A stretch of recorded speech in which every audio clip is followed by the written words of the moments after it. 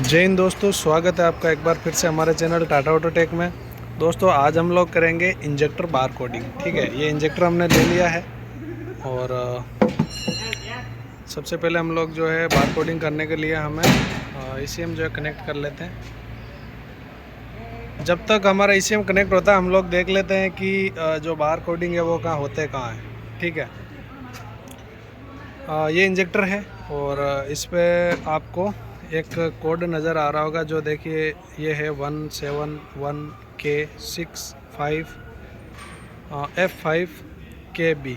ठीक है, यही जो है इसके बार कोड होते हैं। ठीक है, यही हमें जो है ईसीएम को बताना होता है, एक जगह पे फिल करना होता है, डालना होता है, जिससे कि ईसीएम और इंजेक्टर का जो संपर्क है वो सही से बना रहे।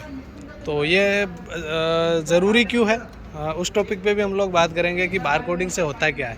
ठीक है, वो चीज़ भी हम जानेंगे, लेकिन पहले हम लोग एक इंजेक्टर का जो है बार कोडिंग आपको करके दिखाते हैं।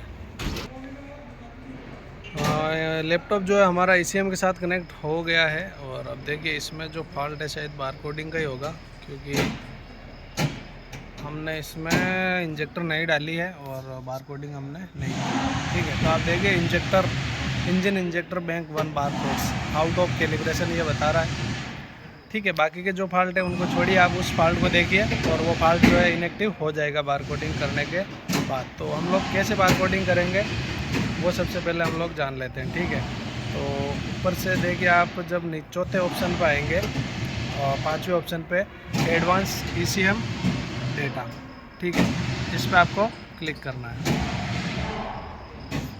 इस पर क्लिक करने के बाद जो है सबसे नीचे वाला जो ऑप्शन है high pressure common rail injector setup, ये वाला। ठीक है, इस पर हम लोग क्लिक करेंगे। इस पर क्लिक करते ही आपको कुछ इस तरीके का जो है इंटरफेस दिखाई देगा। यहाँ पे बिल्कुल भी सेट नहीं किया हुआ है, कोई भी बारकोड नहीं है, तो इसलिए नोट सेट आ रहा है। अगर आप इंजेक्टर चेंज करते हो और अगर पुराने बारकोड इसमें है तो यहाँ पे पुराने बारकोड आएंगे। तो हम लोगों को जो है यहाँ पे न्यू बारकोड फिल करना है। ठीक है, तो अब ये करने क्यों होते हैं इसके बारे में हम लोग थोड़ा जान लेते हैं। तो बार कोड मैंने आपको बता दिया कि इंजेक्टर के जो है इस जगह पे होता है। ठीक है, इसका करने का मतलब बिल्कुल सिंपल है। अब जैसे कि आपको कहीं पे जाना है, ठीक है, जैसे ये मेरा साथी है गोविंद, मुझे इसके घर जाना है। ठीक है, अगर इसके घर जाने का एड्रेस अगर मुझे पता रहेगा तो मैं एक बार में सीधा इसके घर चला जाऊंगा। अगर इसका एड्रेस मुझे पता नहीं रहेगा तो हो सकता है मैं इसके पड़ोसी के घर चला जाऊं या फिर इसके घर से आगे निकल जाऊं। इसी तरीके का जो है ईसीएम और इंजेक्टर का एक रास्ता होता है। अगर ईसीएम को पता होता है कि इंजेक्टर के जो घर के नंबर क्या है, तो इनका जो संपर्क है वो आपस में सही से बना रहता है। ये बिल्कुल सिंपल सी बात है। तो चलिए हम लोग यहाँ पे बारकोड डालते हैं। बता भाई, एक नंबर के बता। TM 51। ये एक नंबर इंजेक्टर का जो बारकोड है हमने यहाँ पे डाल लिया। अब इसी तरीके से आपको 2 नंबर इंजेक्टर का इस जगह पे डालना है। ठीक है, बता 2 नंबर का भी हमने डाल लिया है। अब हम लोग डालेंगे 3 नंबर का। बोल। JJ P6 G T 36 X।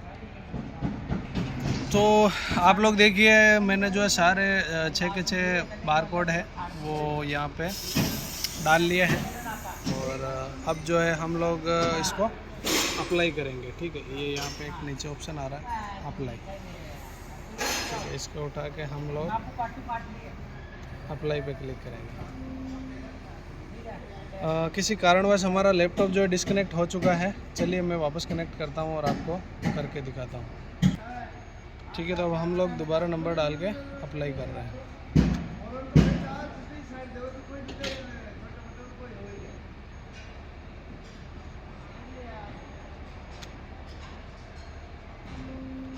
ठीक है, जैसे ही हमने अप्लाई पे क्लिक किया, देखिए आ गया है आपको please turn the key switch off and the click okay. तो यहाँ पे आपको सिर्फ ओके कर देना है, उसी तरीके से जैसे हम फाल्ट कोड वगैरह क्लियर करते हैं एक इंटरपेज होगा आपके सामने 30 सेकंड का।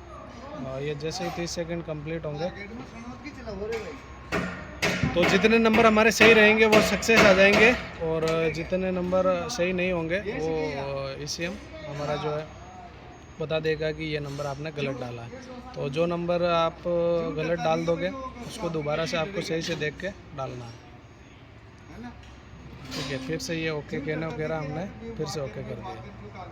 अब देखिए कितने इंजेक्टर हमारे जो बार कोड है वो सही होते हैं।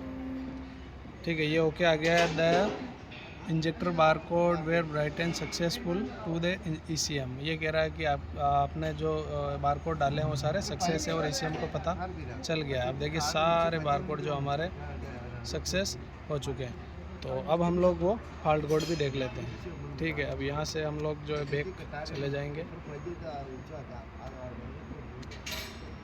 क्या वो इनएक्टिव हुआ या नहीं हुआ। तो आप लोग देखिए ये जो फॉल्ट कोड आ रहा था 2762 वो हमारा इनएक्टिव हो चुका है। और उम्मीद करता हूँ आपको जो मेरा समझाने का तरीका है वो समझ में आया होगा। अगर आपको समझ में नहीं आता है तो आप लोग जो है मेरे इंस्टाग्राम पे मुझे फॉलो कर सकते हैं और वहाँ पे मैसेज कर सकते हैं। ठीक है, वहाँ मैं आपको और अच्छे तरीके से समझा दूँगा।